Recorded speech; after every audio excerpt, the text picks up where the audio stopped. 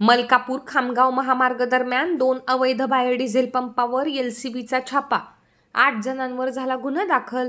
पालकमंत्र्यांनी गंभीर दखल घेतल्याने कारवाईला सुरुवात।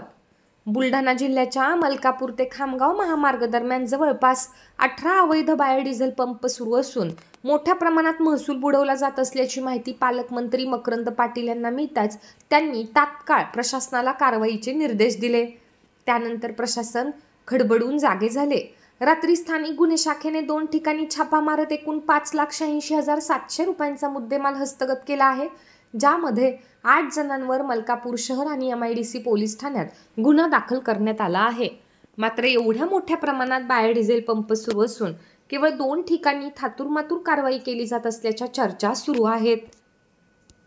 आणि बायोडिझेल असं अस्तित्वात नसताना सर्रास त्या राष्ट्रीय महामार्गावर हे बायोडिझेलचे पंप सुरू आहेत, अद्याप कुठलीच कारवाई होत नाही।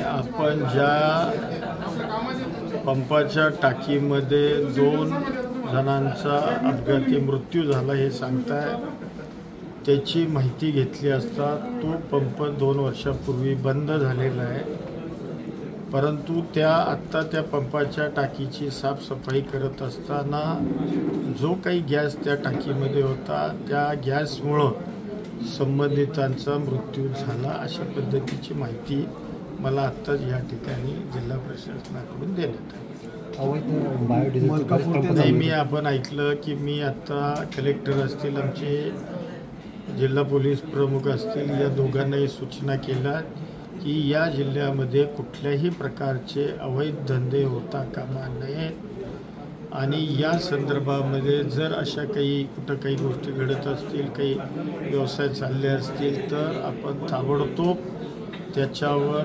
लवकरात लवकर कडक कारवाई करावी।